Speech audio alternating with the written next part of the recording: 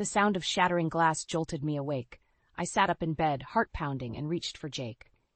His side was empty, still made up from the night before. Right, he'd stayed at his parents' house to help with some renovations. I slipped out of bed, grabbed my robe, and crept towards the noise. "Jake?" I called out tentatively. "Is that you?" No answer. As I rounded the corner into our living room, I gasped. My mother-in-law, Martha, stood amid a sea of broken picture frames, family photos scattered across the hardwood floor. "Oh, Claire," she exclaimed, her voice dripping with false sweetness. "I'm so sorry, dear. I was just trying to straighten these photos, and they all came tumbling down." I blinked, trying to process the scene. "Martha, it's 6 a.m. How did you get in?" She waved a key in the air. "Jake gave me a spare, in case of emergencies." Of course he did. I bit back a sigh and forced a smile. "Well, let me help you clean this up." As we gathered the broken glass, I noticed Martha scrutinizing each photo. She looked at one of Jake and me on our honeymoon. "Oh, Claire, you really should have worn a hat. The sun's so aging on the skin." I gritted my teeth. "I'll keep that in mind for next time." The front door opened, and Jake walked in, looking surprised to see us. "Mom, what are you doing here?" Martha beamed. "Just helping Claire tidy up, sweetheart. You know how disorganized she can be." I opened my mouth to protest, but Jake cut in. "That's so thoughtful of you, Mom. Isn't that nice, Claire?" I nodded, not trusting myself to speak. Jake's phone buzzed. He glanced at it and frowned. "Oh, shoot. Dad needs help with the drywall. I've got to run back." "But you just got here," I protested. "I thought we were having breakfast together." He kissed my cheek absently. "Rain check? Mom, you'll keep Claire company, right?" Before I could object, they were both gone, leaving me alone with the mess and a growing sense of unease. Later that afternoon, I visited my parents. Dad was having one of his good days, alert and chatty as we sat in their sunny kitchen. "How's married life treating you, Pumpkin?" he asked, his eyes twinkling. I hesitated. "It's an adjustment." Mom patted my hand. "That's normal, dear. Your father and I had our rough patches, too." Dad chuckled. "Remember when your mother thought I was having an affair with my secretary?" Mom swatted his arm playfully. "How was I supposed to know you were planning my surprise party?" Their easy banter made my heart ache. Would Jake and I ever have that? My phone buzzed with a text from Jake's sister, Sarah. "Family dinner at our place tonight. Don't be late." I showed it to my parents. Dad frowned. "Bit short notice, isn't it?" I shrugged. "That's Sarah for you." Mom squeezed my hand. "You go on, dear. We'll be fine here." As I drove to Jake's family home, my stomach churned with anxiety. These dinners always felt more like an inquisition than a family gathering. Martha answered the door, her smile not quite reaching her eyes. "Claire, darling, come in, come in. We were just talking about you." I stepped inside, the tension palpable. Jake, Sarah, and Thomas sat around the dining table, their conversation dying as I entered. Sarah's saccharine voice broke the silence. "So, Claire, when are you and Jake planning on giving us some grandchildren?" I froze, caught off guard. Jake looked uncomfortable, but said nothing. Martha chimed in. "You're not getting any younger, dear. Tick-tock!" I felt my face flush as I struggled to find a response. This was going to be a long night, and I couldn't shake the feeling that it was just the beginning of a much bigger storm. I stared at my reflection in the bridal boutique's mirror, my heart sinking. The wedding dress I'd dreamed of since childhood hung limply on the rack, replaced by a monstrosity of tulle and sequins that Martha and Sarah had insisted upon. "Oh, Claire, you look absolutely divine," Martha cooed, clapping her hands together. Sarah circled me like a shark. "It's perfect. Jake will be speechless." I caught my mother's eye in the mirror. Edith's face was a mask of concern, but she remained silent. We both knew this wasn't the dress I wanted. "I'm not sure," I began, but Martha cut me off. "Nonsense. This is the one. We'll take it," she announced to the saleswoman. My stomach churned. "Wait, I haven't decided."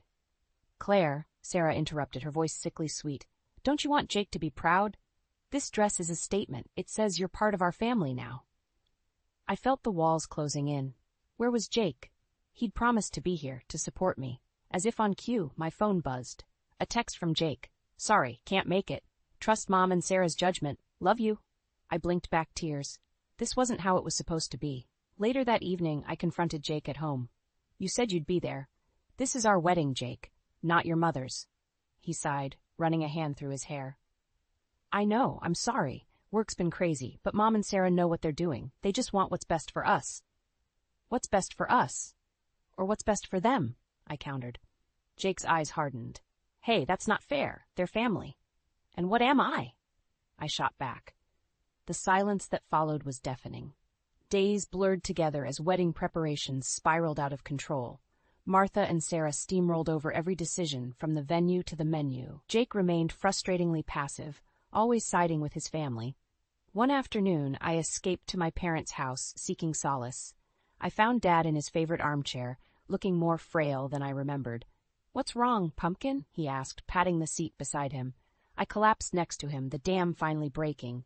Through tears, I poured out everything, the dress, the plans, Jake's indifference. Dad listened, his face growing stormy. This isn't right, Claire. A marriage is about two people, not an entire clan. Mom brought us tea, her worry evident. Have you talked to Jake about how you feel? I nodded miserably. He just doesn't see it, or doesn't want to. Dad squeezed my hand.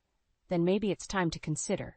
A coughing fit interrupted him, violent and prolonged. Mom rushed to his side, fear etched on her face. I'm fine, Dad wheezed, waving us off. But the pallor of his skin told a different story. That night, I returned home to find Jake, Martha, and Sarah huddled over seating charts in our living room. There you are, Martha exclaimed. We've decided to invite the Johnsons. I know you wanted a small wedding, but they're such good family friends. Something in me snapped. No, I said firmly. The room fell silent. Jake looked up, startled. What? I said no, I repeated, my voice stronger. This is our wedding, Jake, ours, not your mother's, not Sarah's. And I'm done letting them run roughshod over everything I want. Martha gasped. Sarah's eyes narrowed dangerously. Jake stood, his face a mix of confusion and anger. Claire, what's gotten into you? They're just trying to help. I met his gaze, a cold realization settling in my chest. If you can't see what's happening here, Jake, then maybe we need to rethink this whole thing. The words hung in the air, heavy with implication. Martha and Sarah exchanged triumphant glances, thinking they'd won. But as I looked at Jake, seeing the conflict in his eyes, I knew this was far from over. Our wedding day loomed, and with it, a decision that would change everything. The morning of my wedding dawned bright and clear, a stark contrast to the storm raging inside me.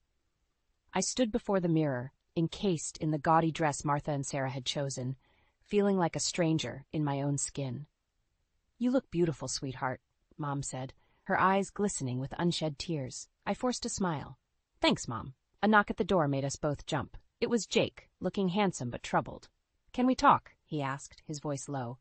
Mom squeezed my hand and slipped out, leaving us alone. Jake's eyes roamed over me, taking in the dress. You look different. This isn't me, Jake, I whispered. None of this is. He sighed, running a hand through his hair. I know things haven't been easy, but it's just one day. We can get through this. I felt a flicker of hope. So you understand? I understand that my family can be a bit much sometimes, he said carefully. But they mean well. Let's just get through today, okay? My heart sank. He still didn't get it. The ceremony was a blur of faces and voices. I said my vows on autopilot, barely registering Jake's words. As we walked back down the aisle, Martha's triumphant smile made my skin crawl. At the reception, I found myself cornered by Sarah near the cake table. I hope you realize how lucky you are, she hissed, her smile never wavering. Jake could have done so much better. I felt something snap inside me. Is that so? I replied, my voice dangerously calm. Then maybe he should have. Before Sarah could respond, I grabbed a handful of cake and smashed it into her face. The room fell silent, all eyes on us. Jake appeared at my side, his face a mask of shock and anger. Claire, what the hell? I looked at him, then at the stunned faces of his family, and suddenly I couldn't breathe. Without a word, I turned and ran, ignoring the calls behind me. I found myself in the garden, gasping for air. Jake found me there, his tie askew and cake frosting on his sleeve. What's going on with you? He demanded. You've embarrassed us all. Us? I echoed. There is no us, Jake. There's you and your family, and then there's me, alone. His face softened. That's not true. I love you. Do you? Do you? I challenged. Because loving someone means standing up for them, supporting their choices. When was the last time you did that for me? Jake's silence was deafening. I can't do this anymore, I said quietly. I won't live my life trying to please people who will never accept me. What are you saying? Jake's voice was barely a whisper. I slipped off my wedding ring and pressed it into his palm. I'm saying goodbye. The shock on his face almost made me waver, but I steeled myself and walked away. As I reached the garden gate, I heard Martha's shrill voice. Jake, what happened? Where is she going? I didn't stay to hear his response. I kicked off my heels and ran, my ridiculous dress billowing behind me like a parachute of broken dreams. Hours later, I sat in my childhood bedroom, surrounded by the remnants of a life I thought I'd left behind. Mom brought me tea, her face etched with concern. What happens now? She asked gently. I took a deep breath. I don't know, but for the first time in a long time, I feel like I can breathe. A commotion downstairs made us both start. Dad's voice, usually so weak lately, boomed through the house. You have no right to be here. Get out! Mom and I rushed downstairs to find Jake standing in our living room, looking lost and angry. Dad stood before him, trembling with fury. Please, Jake pleaded, his eyes finding mine. Claire, we need to talk. I stepped forward, placing myself between Jake and my father. No, Jake, we don't. It's over. As I ushered him out, I caught a glimpse of a car idling at the curb. Martha sat in the driver's seat, her eyes boring into me with undisguised hatred. I closed the door, leaning against it as the weight of the day crashed over me. This was just the beginning, I realized. The real battle was yet to come. The shrill ring of my phone jolted me awake. I fumbled for it in the dark, my heart racing as I saw Mom's name on the screen. Claire, it's your father. Mom's voice trembled. He's had a stroke. We're at the hospital. I was out the door in minutes, my mind a whirlwind of fear and worry. As I sped through the empty streets, I realized I hadn't even told Jake where I was going. The hospital corridors seemed endless as I searched for Dad's room. I found Mom slumped in a chair outside, her face pale and drawn. How is he? I asked, breathless. She shook her head, tears welling up. It's bad, Claire. The doctors, they're not sure he'll make it through the night. My world tilted on its axis. I steadied myself against the wall, trying to process the news. Can I see him? Mom nodded, squeezing my hand as I entered the room. Dad lay still, tubes and wires connecting him to beeping machines. He looked so small, so fragile. I took his hand, willing him to open his eyes. I'm here, Dad, I whispered. I'm not going anywhere. Days blurred together as we kept vigil by Dad's bedside. Jake called several times, but I couldn't bring myself to answer. How could I explain that my world was falling apart while he was busy planning Christmas with his family? On the 5th day, as I was dozing in the uncomfortable hospital chair, I felt a slight pressure on my hand. I opened my eyes to find Dad looking at me, his gaze weak but aware. Pumpkin, he rasped. Tears streamed down my face as I called for the nurse. It wasn't a full recovery, but it was hope. As December crept closer, Dad's condition improved enough for him to come home. I threw myself into caring for him, grateful for every moment we had together. One evening, as I was helping Dad with his physical therapy exercises, Jake showed up unannounced. Claire, we need to talk, he said, his face a mix of concern and frustration. You've been ignoring my calls. Christmas is in 2 weeks, and we haven't even discussed our plans. I stared at him, incredulous. Plans? Jake, my father almost died. He needs me here. Jake's expression hardened. I understand that, but my family is expecting us. We can't just cancel Christmas. I'm not canceling Christmas, I said, my voice rising. I'm spending it with my parents. Here. But what about my family? Jake demanded. They're your family too now. I felt something snap inside me. Are they? Because when my father was fighting for his life, where were they? Where were you? Jake flinched as if I'd slapped him. That's not fair. I tried to be here, but work. Save it, I interrupted. I've made my decision. I'm staying here for Christmas. You're welcome to join us, but I won't be going to your parents' house. Jake's face clouded with anger. You can't just make that decision without me. We're married, Claire. We're supposed to be a team. Are we? I challenged. Because lately, it feels like you're on a different team altogether. We stared at each other, the gulf between us widening with every passing second. Finally, Jake turned and stormed out, slamming the door behind him. Dad's voice, weak but determined, broke the silence. You did the right thing, Pumpkin. Don't let anyone make you feel otherwise. I sank into the chair beside him, suddenly exhausted. I know, Dad. But why does doing the right thing have to hurt so much? He squeezed my hand. Because it's worth it. You're worth it. As I sat there holding my father's hand, I realized I was at a crossroads. The life I had built with Jake was crumbling, but something new and uncertain was taking shape. Christmas loomed ahead, not as a celebration, but as a battle line drawn in the sand. I took a deep breath, steeling myself for what was to come. Whatever happened, I knew one thing for certain. I wouldn't back down. Not this time. The call came at 3 a.m., shattering the fragile peace I'd managed to find. Mom's voice, broken and raw, told me what I'd been dreading for weeks. Claire, he's gone. Your father, he's gone. The world tilted on its axis as I fumbled for my clothes, my mind a whirlwind of grief and disbelief. I didn't even think to wake Jake as I rushed out the door. The house was eerily quiet when I arrived. Mom sat in Dad's favorite armchair, clutching his sweater to her chest. I knelt beside her, words failing me as we clung to each other, our shared sorrow a tangible thing between us. As dawn broke, reality set in. There were calls to make, arrangements to handle. I moved through the tasks mechanically, each one a painful reminder of Dad's absence. It wasn't until late afternoon that I remembered to call Jake. His phone went straight to voicemail. I left a message, my voice hollow as I explained what had happened. Hours passed with no response. As evening fell, I tried again, only to be met with Martha's shrill voice. "Oh, Claire," she said, false sympathy dripping from every word. "Jake told us about your father. Such a shame. But you understand we can't change our plans for the charity gala tomorrow night, don't you? It's been in the works for months." I felt as if I'd been slapped. "Martha, my father just died. Surely Jake." "Jake knows his responsibilities," she interrupted. "I'm sure your mother can handle the details. Family obligations come first, after all." The line went dead before I could respond. I stood there, phone in hand, rage and disbelief warring within me. Mom found me like that, still frozen in shock. "Claire? What is it?" I told her about the call, watching as her face crumpled in pain and anger. "Oh, sweetheart," she whispered. "I'm so sorry." The next day passed in a blur of funeral preparations and well-wishers.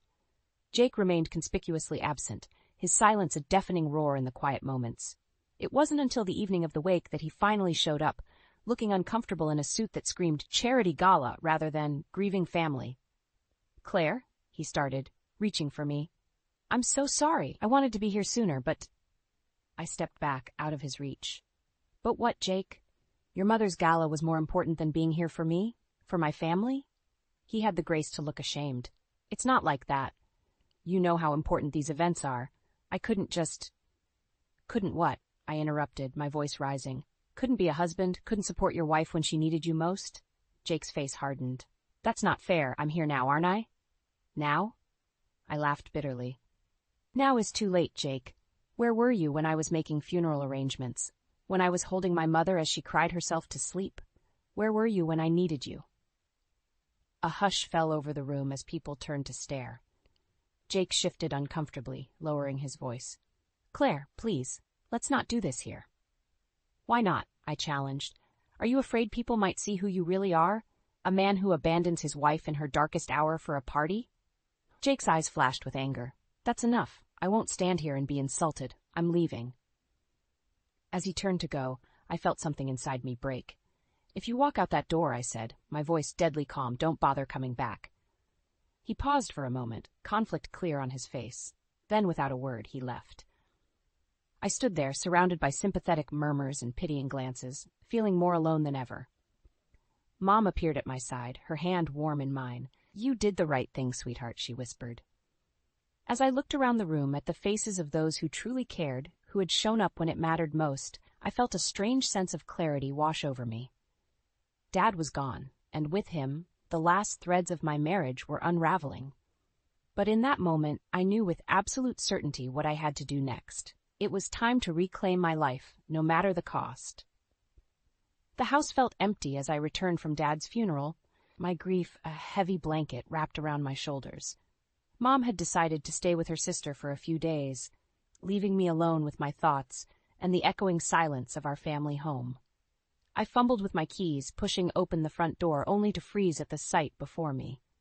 A thick manila envelope sat on the entryway table, Jake's neat handwriting stark against the brown paper. With trembling hands, I tore it open, my heart pounding as I scanned the contents.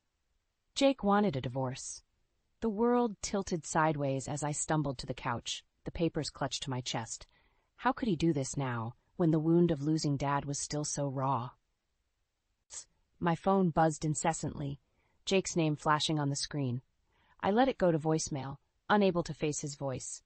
Instead, I listened to the message he left, his words washing over me like ice water. Claire, I'm sorry it had to be this way, but after everything that's happened, I think we both know this is for the best. My lawyer will be in touch about dividing our assets. Dividing our assets. The phrase echoed in my head, and suddenly a terrible realization dawned on me. Dad's inheritance. Jake's family had always been oddly interested in my parents' finances. Could this be why? Panic rising in my throat, I called my mother's lawyer, Robert.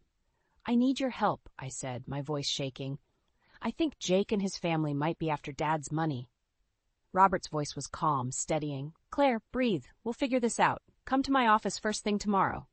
The night passed in a blur of anxiety and sleeplessness. By dawn, I was at Robert's office, clutching a mug of coffee like a lifeline. I've reviewed the documents, Robert said, his face grim. It seems Jake is indeed trying to claim a portion of your father's estate as marital property. But don't worry, we can fight this. I nodded, a strange calm settling over me. What do I need to do? First, we need to secure your assets. I'll file a temporary restraining order to prevent Jake from accessing any joint accounts. Then we'll prepare our counterpetition. As I left Robert's office, a plan forming in my mind, I spotted a familiar car parked across the street. Sarah, Jake's sister, sat behind the wheel, her eyes narrowing as she saw me. I marched over, anger fueling my steps. Enjoying the show, Sarah? Did Jake send you to spy on me? She smirked, not even bothering to deny it. Oh, Claire, you should have known better than to think you could take on our family. Jake's told us everything about your father's money. We won't let you keep it all to yourself. Her words confirmed my worst fears, but instead of crushing me, they ignited a fire in my chest.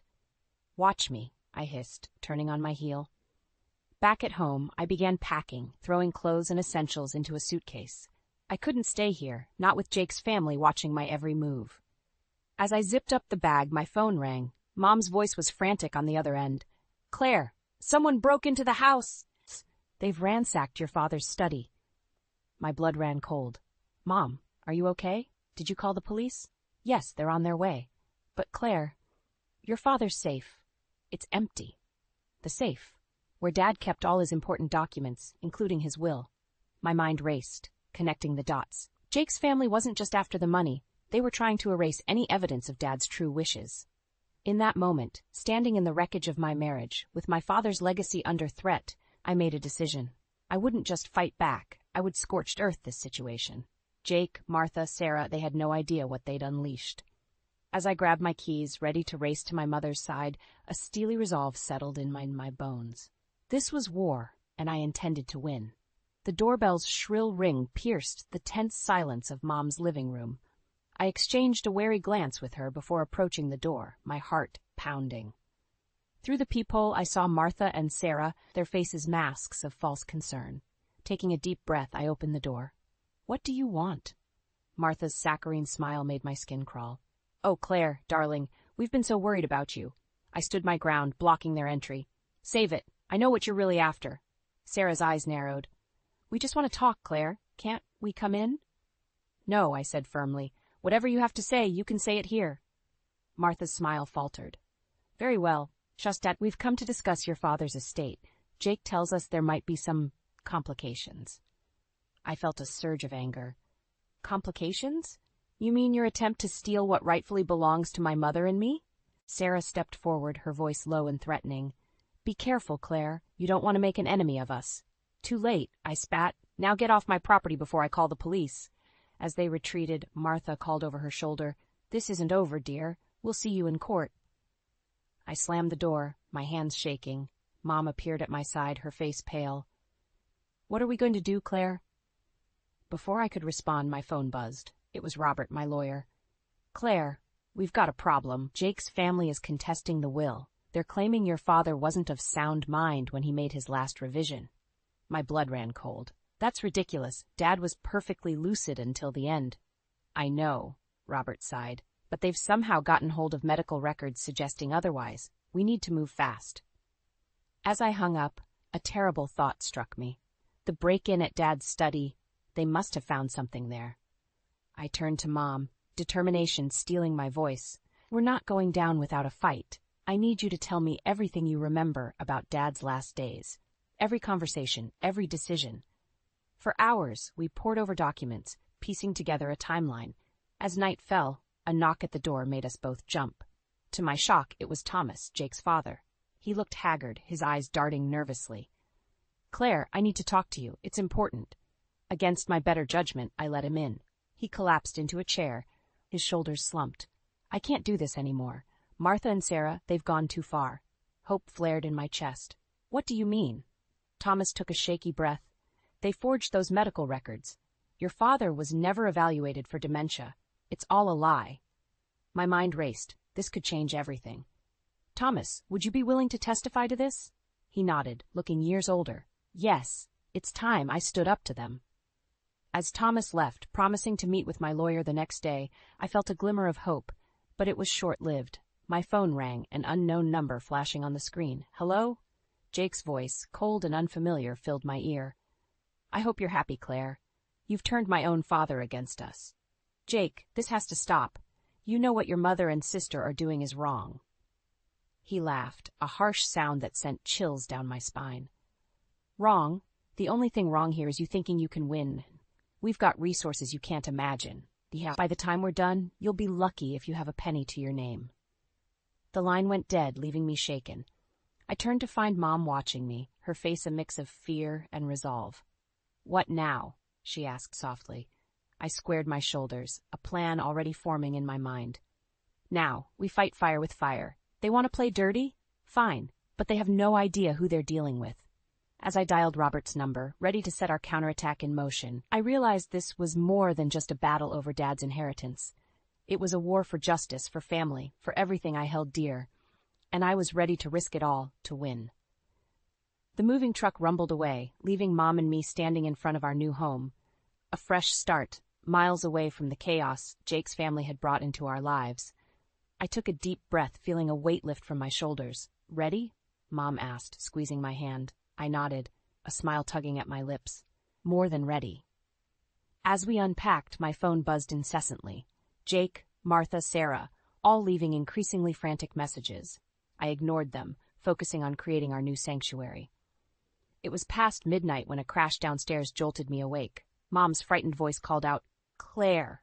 Heart pounding, I grabbed the baseball bat I'd kept by my bed and crept downstairs. The sight that greeted me froze me in my tracks. Martha, Sarah, and Thomas stood in our living room, surrounded by shattered glass from the window they'd broken. Thomas looked terrified, but Martha's eyes gleamed with manic determination. Where is it? She hissed. Where's Milton's will? I raised the bat, my voice steady, despite my racing heart. Get out of our house. Now. Sarah lunged forward, but I swung the bat, stopping inches from her face. She stumbled back, shock replacing her usual smirk. Claire, Thomas pleaded, this has gone too far. Let's just talk. Shut up! Martha snapped. She turned to me, her face contorted with rage. You ungrateful little bitch, after everything we've done for you. A siren wailed in the distance, growing louder. Mom appeared beside me, her phone in hand. I've called the police, she announced, her voice stronger than I'd heard in months. Panic flashed across their faces. Thomas made a dash for the broken window, but tripped, crashing into a side table. Martha and Sarah hesitated, clearly torn between fleeing and continuing their search. The choice was made for them as red and blue lights flooded the room. Police! Hands where we can see them. As the officers burst in, I felt a strange calm settle over me. This was it. The moment when all the lies, all the manipulation would finally come to light. Hours later, as dawn broke, I sat in our kitchen nursing a cup of coffee. The police had taken Martha, Sarah, and Thomas away in handcuffs, charged with breaking and entering, attempted theft, and a host of other crimes. Jake had shown up shortly after, wild-eyed and frantic, but instead of defending his family, he'd crumbled under questioning, admitting to his part in the scheme to steal Dad's inheritance. Claire? Mom's soft voice pulled me from my thoughts. The detective wants to speak with us again. I nodded, standing up. Let's finish this. In the living room, Detective Harris smiled warmly. Mrs. Edith, Miss Claire, I have good news. With Thomas's confession and the evidence we found at the scene, we have more than enough to ensure Martha, Sarah, and Jake face justice. Relief washed over me, but it was tinged with sadness. What happens now? They'll be prosecuted to the full extent of the law, he assured us. And as for you two, you're free to live your lives without fear of further harassment. As the detective left, Mom and I stood in silence, the weight of everything that had happened settling around us. I'm so proud of you, Claire, Mom said, her eyes glistening. Your father would be too. I felt tears welling up.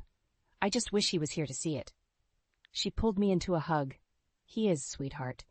In every brave decision you've made, in every moment you've stood up for what's right, he's here. As we held each other, I realized that this wasn't just an ending. It was a beginning. We'd face the storm and come out stronger, our bond unbreakable.